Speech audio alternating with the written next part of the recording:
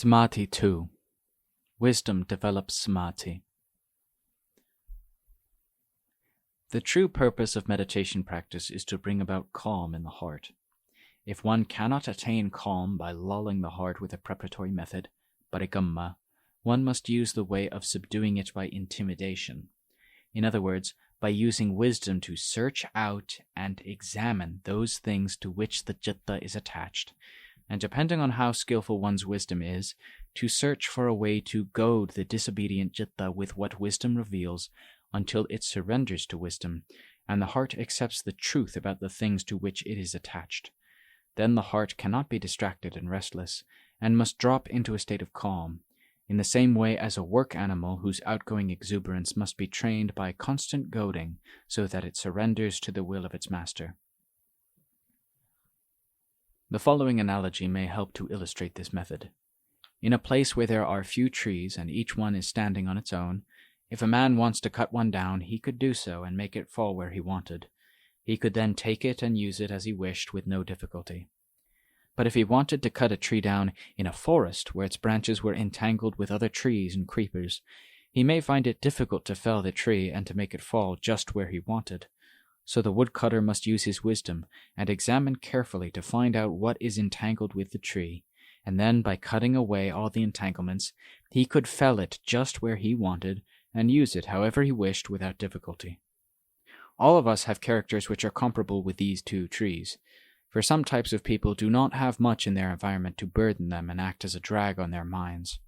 When they use only a preparatory meditation such as Buddha, Dhamma, or Sangha, the citta is able to become calm and peaceful and drop into a state of Samadhi. This becomes the basis for the development of wisdom, paññā, and enables them to go ahead with ease, which is called Samadhi develops wisdom.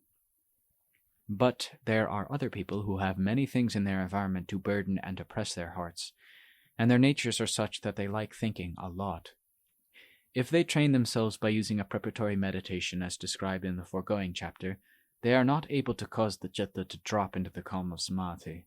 They must therefore carefully use wisdom to examine the reasons for this, in order to sever the root cause of their distraction by means of wisdom. When wisdom has been nagging at those things to which the citta is firmly attached, what the citta knows about them cannot be superior to that which wisdom reveals, so the citta will then drop into a state of calm and attain Samadhi. People of this type must therefore train the citta to attain Samadhi by using wisdom, which may be called Wisdom Develops Samadhi, and is also the title given to this book. When Samadhi steadily develops due to the use of wisdom, the Samadhi then becomes the basis for further wisdom at a higher level. This latter stage then conforms with the basic principle that Samadhi develops wisdom. A person who wants to train his heart to become skillful, and to know what is behind the deluded tricks of the defilements, kilesas, must not be attached to study and learning in Buddhism to such an extent that it gives rise to the defilements. But also he must not abandon study and learning, for to do this goes beyond the teaching of the Lord. Both these ways are contrary to the purpose which the Lord Buddha desired that one should aim at. In other words, when one is practicing meditation for the purpose of developing Samadhi, do not let the citta grasp at what it has learnt by study, for it will be led into thoughts of the past and future. One must instead make the citta keep to the present, which means that just that aspect of Dhamma which one is developing must be one's only concern. When there is some concern or point of doubt in connection with one's citta which one is unable to resolve, one may then check it by study and learning after one has finished one's meditation practice. But it is wrong to check one's practice all the time with what one has learnt by study, for this will be mere intellectual knowledge, and not knowledge which comes from development in meditation, and it is not the right way.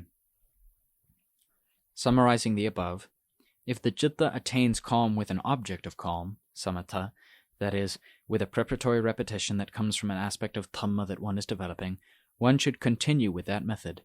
But if it attains calm only by the use of wisdom, using various expedient methods to overcome difficulties, then one should always use wisdom to help in the attainment of calm. The results which come from training in both these ways, i.e., Samadhi develops wisdom and wisdom develops Samadhi, are the development of calm and wisdom, which will have a hidden radiance coming from the calm.